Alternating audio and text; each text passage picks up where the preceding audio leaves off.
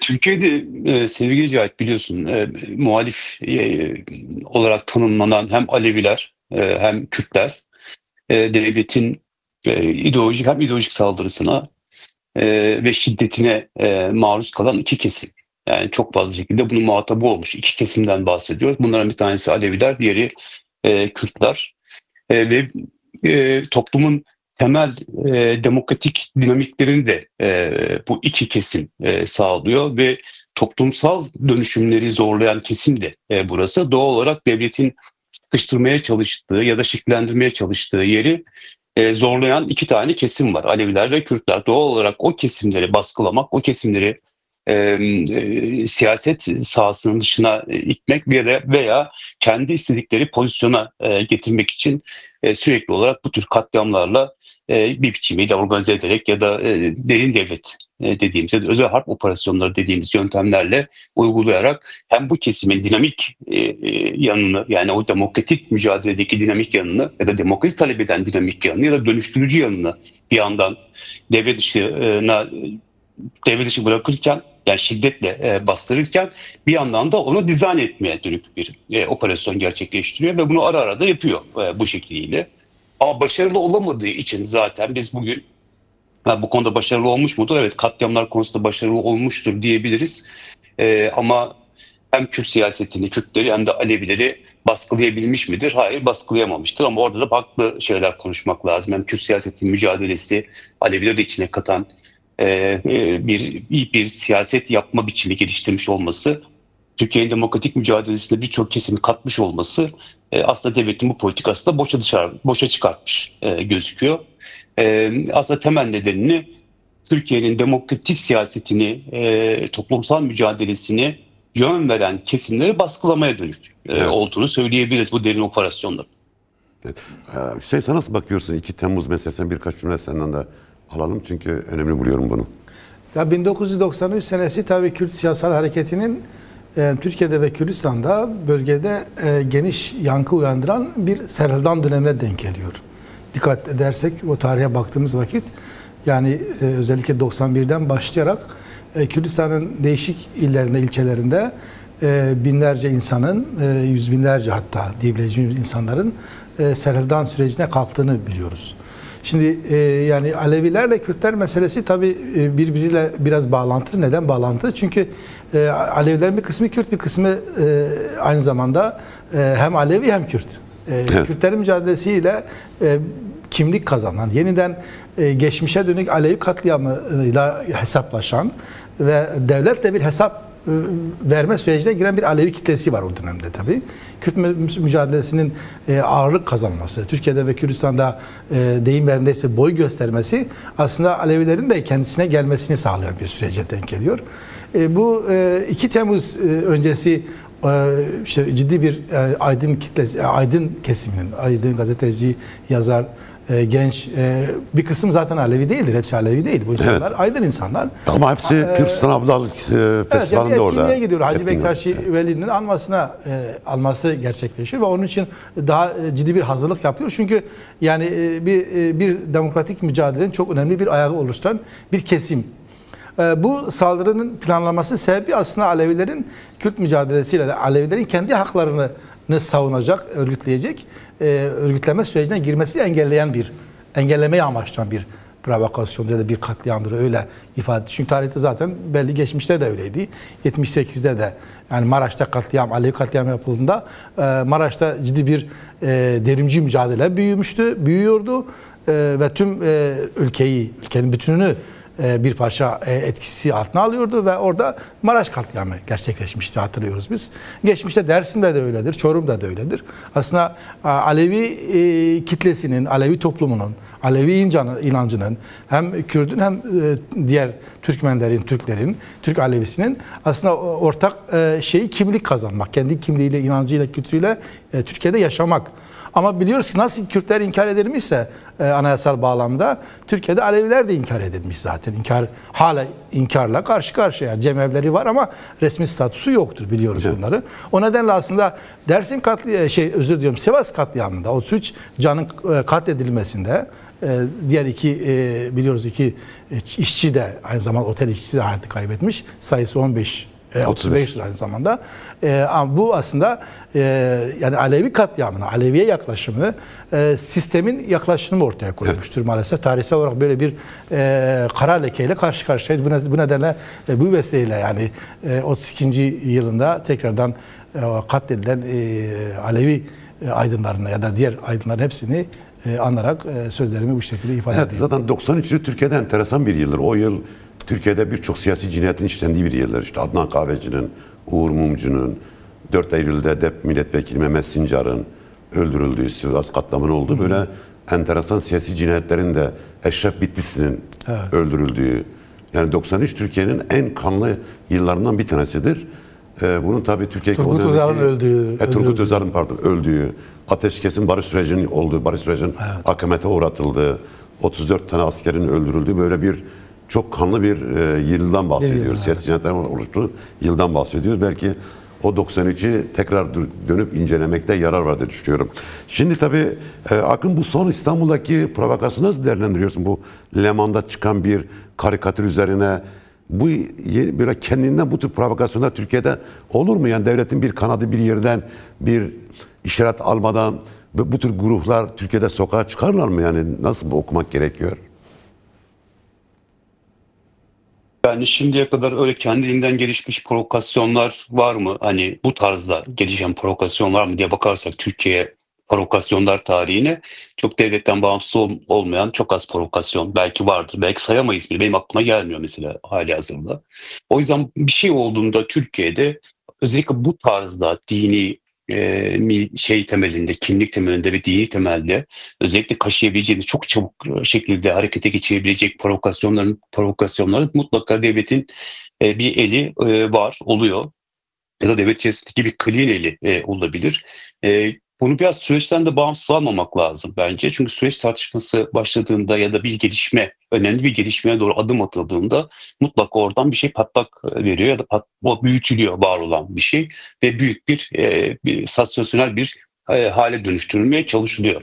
O yüzden İstanbul'daki meseleye bakarken ya da okurken tabii ki böyle okumakta bir sakınca yok. Yani devletin bu mesele içerisinde, devlet içerisinde bu süreci istemeyen kesimlerin buna dönük olarak sürecin akametini değiştirmeye, yönünü değiştirmeye dönük ya da Türkiye siyasetini başka bir yöne doğru çekmeye dönük kimi hamleler gerçekleşebilir.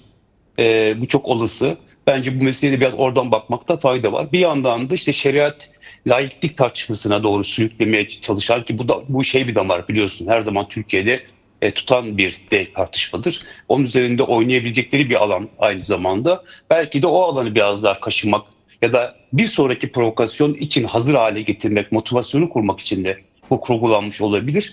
Yani şunu söylemeye çalışıyorum özetle birçok formülasyon içerisinde olabilir. Yani bunu özel olarak planlamışlarsa ya da planlandıysa ki öyle gözüküyor.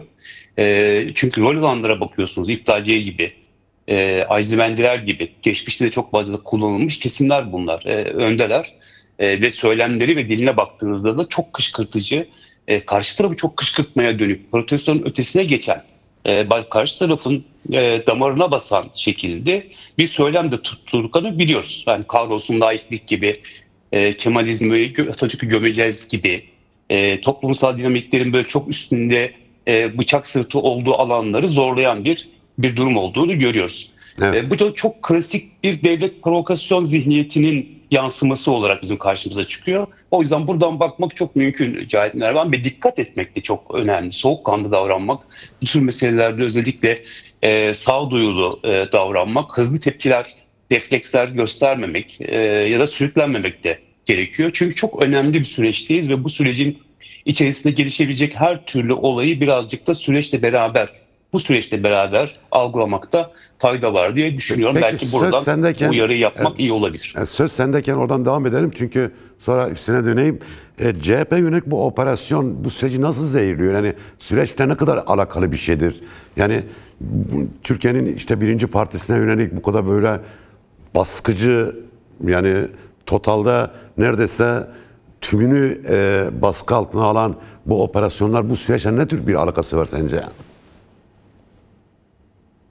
Biraz şeye benzetiyorum sevgili Cahit. Yani bu 2015 7 Haziran seçimlerinde biliyorsun DEM Parti o dönemin HDP çok büyük bir şeyle %13 müydü %14 müydü şimdi tam hatırlayamıyorum oranla iktidarı sarsan bir sonuç aldı. Bir hükümet kurulamamıştı o zaman. O zaman toplumsal muhalefetin önünde duran güç HDP'ydi ve sürüklendi bir güçtü ve kazandıran, yani toplumsal muhalefete de kazandıran bir siyaset yürütmüştü. Ve sonrasında yaşananları biliyoruz. Yani 7 Haziran'la Kasım seçimleri arasında korkunç bir katliam ve baskı, katliamlar ve baskılar başladı ve çok ağır şekilde devlet tarafından devlette açılan delik yamayla kapatıldı. Yani birçok insanın bedeniyle, çok kaba bir şey söylüyorum ama biraz öyle, ölen insanların bedenleriyle devlette açılan o delik yamalandı ve çok ağır sonuçları oldu maalesef. Şimdi aynı şeyi dönüp bakıyoruz. CHP'nin yerel seçimlerde kazanmış olduğu pozisyonla beraber bu sefer de CHP'ye doğru yönelen bir baskı ve şiddet. Sadece bombalar patlamıyor bu arada. Yani operasyonlar yapılıyor ama sadece bombalar patlamıyor. Burada devletin daha sonra iktidarın bir klasik yönelimi var. Kendisine doğru bir güç, yani kendisini etkileyecek bir güç değişim olmaya başladığında oraya hızla müdahale etme, operasyonel anlamda müdahalesi gelişiyor. Orayı zayıflatmaya çalışıyor. Ama bu süreçte CHP ile ilgili bence şöyle bir durum var. Paralel bir süreç yürütülüyor. Yani bir yandan Kürt sorunun çözümüyle ilgili bir süreç ilerletirken bir yandan da CHP'nin yeni devlete entegre edilmesi süreci de bence var. Ve buna dair devlet bir operasyon yapıyor CHP'ye ve ben CHP'nin içerisindeki aktörlerin bunu çok doğru okuyabildiklerini zannetmiyorum ya da ayak direyenlerin özellikle ya da ayak diredikleri için veya öyle söylenebilir bu operasyona daha fazla muhatap olduklarını da düşünüyorum. Yani devlet yeni bir değişime dönüşüm geçiriyor ve CHP'yi de bu değişim ve dönüşüme entegre etmek istiyor ya da entegre olmasını istiyor. Ve orada yaşanan sorunlardan kaynaklı olarak da büyük bir operasyon, devlet eliyle bir operasyon yapılıyor ki devletin değişim ve dönüşüm süreçlerinde bunların yaşandığını biz biliyoruz. Yani 93 örneği de bir dönüşümdür aynı zamanda. Çünkü Öcalan'ın barış çağrısı yaptığı bir muhatap arıyorum dediği bir döneme denk gelir. Bu dönemin muhatapları olabilecek isimlerin ortadan kaldırıldığını düşünebiliriz. Hani öyle oradan bakarsak. O dönemde devlet bir değişim ve dönüşüm geçiyordu ve öyle yaşandı. Bugün de bence benzer bir değişim dönüşüm geçiriyor devlet ve bu sürece CHP'nin entegre olmasını istiyor ya da kabul etmesini istiyor. İçeride bence CHP'nin içerisinde de aktörler arasında da farklılıklar var. O farklılıkları devlet derinleştiriyor ve onları da biraz daha güçlü hale getirerek aslında var olan pozisyonuna, yani devletin pozisyonuna yakınlaştırmak istiyor diyebiliriz. Yani bu bir okuma olarak bunu. Öyle görünüyor. Şimdi Akın biraz da şunu değerlendiremez geniş olarak, yani 4 ay geçti 27 Şubat çağrısının üzerinden. Böyle baktığımız zaman bu 4 aya hangi gelişmeler ve sonuçlar ortaya çıktı? 27 Şubat neye yol açtı? Çünkü bu konuda bir takım kafa karışıklıklar var. Yani resmin bütününü görmemek var. Böyle bir durum da söz konusu. Yani hem Kürtlerin bir kesiminde hem Türkiye'de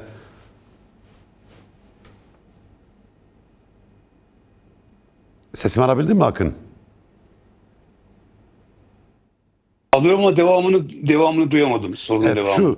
Sorum şu, yani 27 Şubat çağrısının üzerinden 4 ay geçti.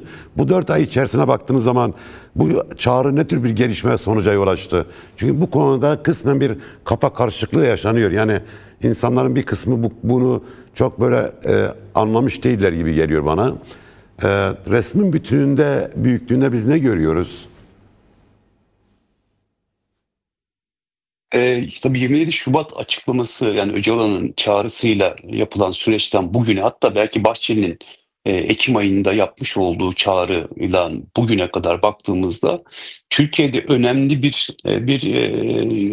Türkiye'ye bir döneme giriyor. Yani bunu çok net anlıyoruz ve 27 Şubat'ta Öcalan'ın çağrısıyla bu dönemin başladığını da biz anlamış olduk.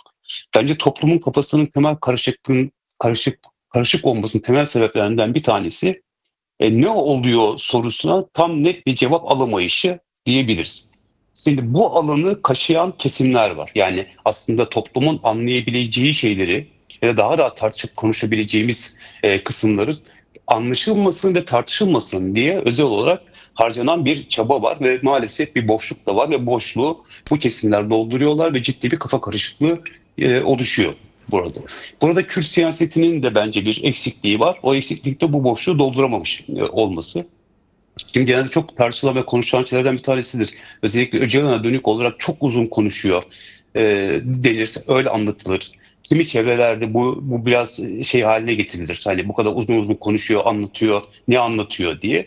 Ben de hep şunu söylüyorum bu meseleyle ilişkin. Meselenin entelektüel zemini o kadar zayıf ki ya da entelektüel alanı o kadar boş ki Öcalan bu meselenin entelektüel zeminini de anlatma ihtiyacı duyuyor uzun. Yani toplumsal, kültürel, ideolojik, siyasal ve tarihsel anlamda bir altyapı oluşturmaya çalışıyor ve doğal olarak bu altyapı olmadan Öcalan da muhtemelen biliyor ki bu sürecin üzerine inşa olması mümkün değil. Çünkü entelektüel bir zemini olmak zorunda. Tarihsel bir zemini, ideolojik bir zemini olmak zorunda. Şimdi burada bir açık var. Bu açık kafa karışıklığına yol açıyor. Diğer yandan Kürt sorununun çözümüne dair devletin bir ortaya irade koyduğunu, bu iradeye ciddi bir cevap verildiğini görüyoruz. Toplum bunu biraz bu özellikle CHP operasyonlarıyla beraber çok tartışamıyor. Belki de devlet bunun çok tartışılmasını da istemiyor iktidar. Böyle de söyleyebiliriz. Henüz tartışılmasını istemiyor olabilir. Henüz istediği kıvama gelmediğini düşünüyor olabilir. Biraz buradan da bakabiliriz. Yani 4 ay çok uzun bir süre değil bu arada Sevgi Cahit. Yani Evet. bir süreç için, bir çözüm süreci için çok uzun şey değil. Bu kadar kısa bir zaman içerisinde çok önemli kararları Öcalan kamuoyuyla paylaştı ve örgüt de buna cevap verdi. Bu önemli birincisi. İkincisi Bahçeli'nin ve AKP'nin bu süreci sahiplenmiş olması, bunun önünü açmış olması da çok önemli bir gelişme.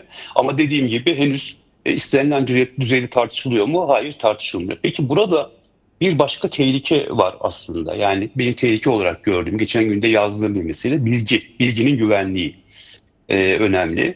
Çünkü kamuoyunda konuyu doğru tartışmanın yolu bilginin güvenliğini sağlamakla ancak mümkün olabilir. Bilginin güvenliği sağlanamadığı için her kafadan bir ses çıkıyor.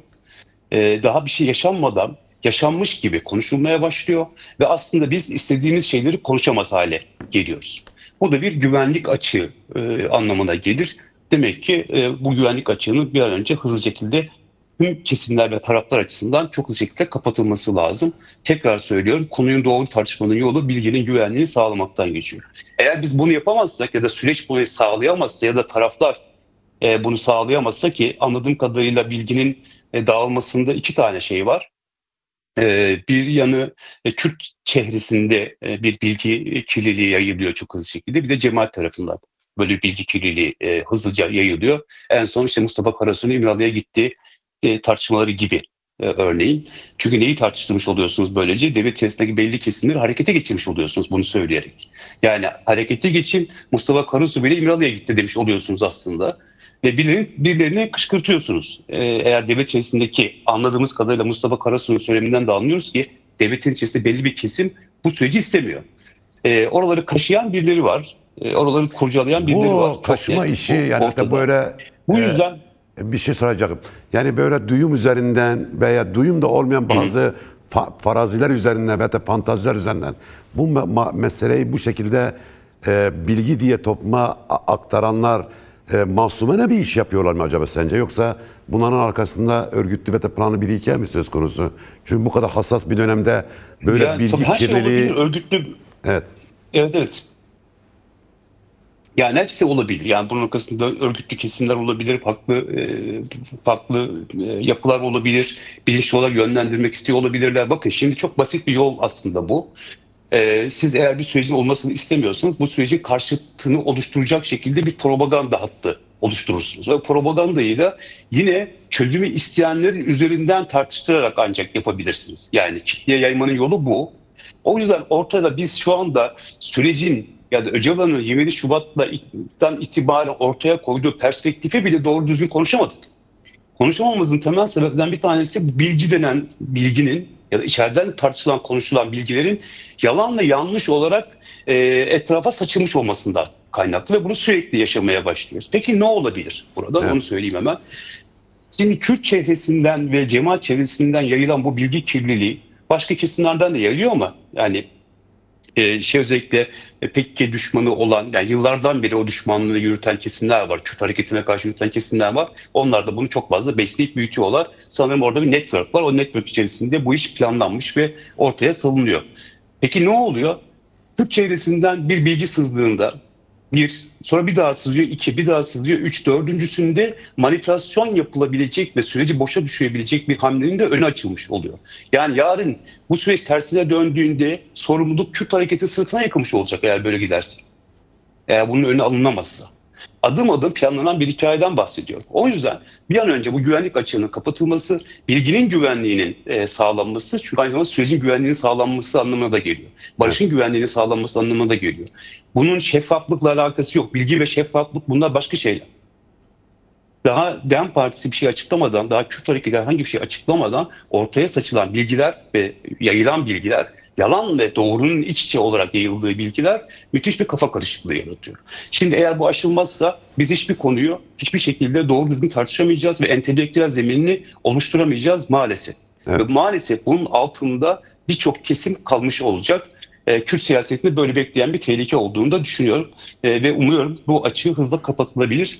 Bunun dışında bence 4 aylık süreç bu sürecin götürülme biçimi açısından önemli adımların atıldığı, önemli adımların konuşulduğu, Kürt siyaseti açısından da kendisini dünyanın hem ulusal hem de uluslararası alanda hem de bölgesel anlamda kendisini yeniden aktör hale getirdiği, iradesini ortaya koyduğu, işte Öcalan'ın liderliğinin, barış liderliğinin öne çıktığı ve çıkarıldığı bir süreç oldu. Bence bu anlamlı.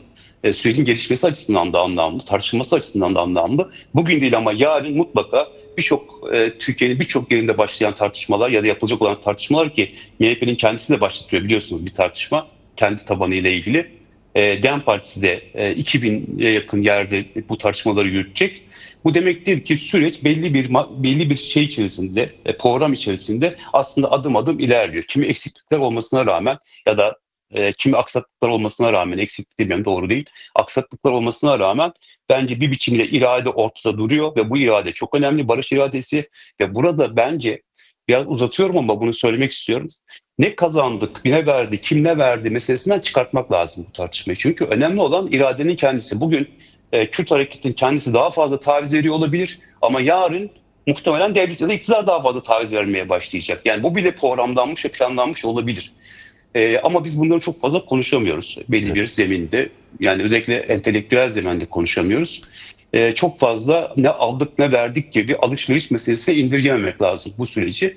Bu Öcalan'ın sunmuş olduğu perspektife de ters bir durum aynı zamanda. O perspektife uygun bir strateji ve taktik belirlemekte fayda olduğunu düşünüyorum açıkçası. Akın çok kısa şunu rica edecektim.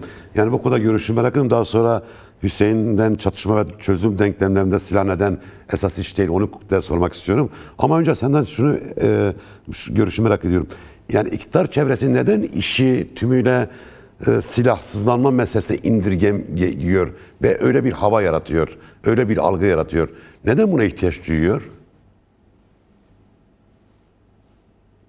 Şimdi tabii yani çatışmanın bir tarafı yani çözümün bir tarafı devlet ve iktidar doğal olarak kendi istediği zeminde bu meselenin konuşulmasını ve tartışılmasını istiyor. Bundan daha doğal bir şey olamaz bir yandan. Hani buradan bakarsak eğer, ya onların cephesinden bakarsak tabii ki böyle tartışacak. Ama onun karşısında bu meselenin farklı şekilde tartışmasını isteyen taraf bunun şeyi yaratamazsa, yani nasıl söyleyeyim, bunun hakimiyetini kuramazsa sahada doğal olarak biz iktidarın tartışmak istediği yerden bu meseleyi konuşuyoruz. Yani bir yandan iktidar ve örgüt bu meseleyi kendi içerisinde tartışıyor, konuşuyor, bir yol çizmeye ya da bir yol oluşturmaya çalışıyor da bir yol haritası var ve onu uygulamaya çalışıyor ama bir yandan iktidar da bu yol haritasının dışında kendi istediği zeminde bu meselenin çözülmesini ya da ilerlemesini ya da tartışılmasını istiyor. Yani ideolojik alanı, söylem alanını ele geçirmeye çalışıyor aslında. Bu da çok normal çünkü bu bir taraf, yani bu biz sonuçta iktidar örgütün dostu değil ya da örgüt için iktidar bir dost değil sonuçta. Bir taraf bunlar ve herkes kendi hakimiyetini bir yerde bir biçimiyle kurmaya çalışıyor. Bu anlaşılabilir durum bence. Bence bunu tartışmaktan daha çok, sevgili Cahit, ben bunu anlıyorum bu tartışma biçimini ama bunu konuşmak daha önemli düşünüyorum. Bir yandan da süreç ilerliyor. Tamam, bu tartışılıyor ama bir yandan da süreç ilerliyor. Sürecin nasıl ilerlediğini biz biliyoruz. Taraflar biliyor en azından. Biz de yansıyanları görüyoruz. O zaman tarafların böyle tartışılıyorsa iktidar tarafında, örgüt tarafında nasıl tartışılması gerektiğini anlatılması ve bunun hegemonik söylem gücünün oluşturulması gerekiyor doğal olarak. Yani taksi anlamda da bu böyle. Çünkü burası da bir mücadele alanı bu arada. Yani bir barışın kendisinde bir mücadele alanı görürsek, bunun ideolojik ve sosyolojik yanları olduğunu da düşünürsek, burası da bir mücadele alanı ve burayı kim daha etkin halde kullanırsa o da biraz kendi ağırlığını ve varlığını hissettirmiş, göstermiş ya da Evet. kendi ideolojik hattını kurmuş olacak. Bu tarafta bu ideolojik hattın oluşturulması gerekiyor. O yüzden bunu karşı taraftan beklemek yerine kendi hattını nasıl kuracağını bence tartışmak ya da bunun mekanizmalarını oluşturmak daha önemli gibi geliyor bana. Yoksa diğer türlü iktidarın ne yaptığını konuşmaya devam etmiş oluyoruz. Evet. Oysa ben dönüp Kürt siyasetini ya da Kürt hareketinin ne söylediğini, ne yaptığını ya da nasıl tartışılmak istediğini daha çok önemsiyorum ve merak da ediyorum. Çünkü bu tarafı zaten biliyorum. Ama bu tarafta bana böyle bir iktidarı işaret ettiğinde yine oraya bakmak zorunda kalıyorum sonuç itibariyle. Onun tartıştırdığı zemine bakmak zorunda kalıyorum. Bilmiyorum doğru anlatabildim mi? Yok, yok, çok O yüzden net. burada ideolojik mücadele ve zeminini şikayet edilen yerden kurulması gerektiğini, orada bir söylem bütünlüğü oluşturulması gerektiğini yine söylüyorum. Bilginin ve stratejinin Öcalan'ın barış perspektifi üzerinden anlattığı, uzun uzun anlattığı perspektif üzerinden toplumda buluşturulması gerekiyor ki iktidar da bu tartışmayı yürütemesin. Ya buraya sıkıştıramasın tartışmayı. O yüzden işte barışın haklaştırılması dediğim ya da söylemin haklaştırılması gerekiyor dediğim şey aslında bu. Çünkü Öcalan çok net anlatıyor bu süreci. Dili çok net, çok berrak. Herkesin anlayabileceği bir yerden anlatıyor. Ama biz bunu topluma anlatmakta ya da Kürt siyasetinin bunu toplumla buluşturma konusunda, araçları oluşturma konusunda sıkıntı olduğunu görüyoruz. Eğer o sıkıntılar aşılırsa böyle bir tartışma olacağını düşünmüyorum. Ama bunu da çok abartmamak gerektiğini düşünüyorum açıkçası. Evet. Kürt siyaseti bölgede, yani üç parçada ve dünyanın birçok yerinde çok güçlü bir etkisi olan bir hareket. Hem ideolojik hem sosyolojik anlamda da etkisi olan bir hareket. Bence bunu doğru görüp doğru değerlendirmesinde fayda var diye düşünüyorum. O zaman biz artık bir iktidara değil de Türk siyasetinin bu meseleyle ilgili ne söylediği, neyi tartışmak istediğine bakmış oluruz diye düşünüyorum. O tarafa fazla yoğunlaşmayalım. Evet, karşıdan şikayet etmek gerek. Diye düşünüyorum. Yoğunlaşmamak gerektiğini düşünüyorum. Akın, sen nasıl bakıyorsun? Yani genel dünyadaki örneklerle bugün içinde geçtiğimiz süreç, bir benzerlik, ortak yan açısından ne söylemek gerekiyor? Ya her ülkenin kendi dinamikleri farklı tabii. Yani örgütlerin kendi iç yapısı da farklı, ideolojik yapıları da farklı. Mücadele yönetme ve yürütme biçimleri de çok farklı. Bence PKK burada çok özgün bir yerde duruyor. Bu çok net. Çok parçalı bir yerde mücadele yürüttü. 50 yıldır bu mücadeleyi yürütüyor. O yüzden PKK'nin kendi var olma biçimi, üzerinde yükseldiği zemin ve benzeri diğerlerinden çok fazla farklılıklar içeriyor. Bu yüzden zorlukları da biraz farklı. Çünkü çok bir bölgede, Orta Doğu gibi bir coğrafyada bu siyaseti yürütmek öyle kolay bir iş değil. Tabii küçümsemek için söylemiyorum. Yani bir Kolombiya'yı, bir Filistin'i ve benzeri çok, yani İrlanda'yı falan küçümsemek için söylemiyorum bunu ama zemin çok farklı. Çok daha kolları geniş olan, hatta dünyaya yayılmış bir sorundan bahsediyoruz. Yani dünyanın dört bir tarafına yayılmış bir diasporası olan bir örgüt gerçekliğinden bahsediyoruz. O yüzden biraz daha farklı. Yöntem de bu yüzden farklı işliyor. Yani 2010'daki yöntemle bugün izlenen yöntem farklı. Deneniyor, yani yöntemler deneniyor daha doğrusu. Bu tamamen dinamikleriyle ilgili, sorunun dinamikleriyle ilgili, bölgesel gelişmelerle ilgili, dünyadaki gelişmelerle ilgili.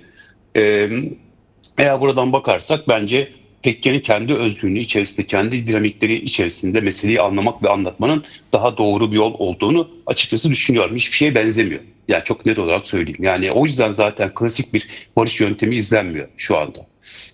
Çünkü dinamikleri çok farklı. Aradaki aktörler çok fazla. Çok fazla ülkenin içinde olduğu Bölgesel anlamda söylüyorum. İçinde aktör olarak yer aldığı ya da almak istediği bir denklem var. Bu denklemin Peki bu kadar içerisinde bu aktörün, meseleyi bu kadar doğru kadar- yerden götürebilmek kolay bir iş değil. Evet, bu kadar bölgesel ve küresel aktörün içinde olduğu bir meseleyi çözmek de o kadar kolay değil o zaman. Yani çok hani bugünden yarına Tabii ki kolay çözdük. değil. Tabii Evet. ki kolay değil.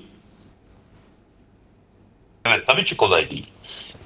Kolay olmadığı gibi bu işi çözmek hakikaten ciddi bir irade istiyor gerçekten. Meseleyi çok doğru kavramayı gerektiriyor ve bu işin iradesini ortaya koyan, liderlik anlamında söylüyorum, iradesini ortaya koyan isimlerin de hani diyelim ki Kürt siyaseti açısından Öcalan diyelim. Evet, bu iş için bunun en doğru isim bu yanıyla. Çünkü bölgeyi çok iyi tanıyan, yerel dinamikleri çok iyi bilen, bölgedeki aktörleri çok iyi tanıyan, devleti çok iyi tanıyan, yani mücadele ettiği devleti çok iyi tanıyan bir isim.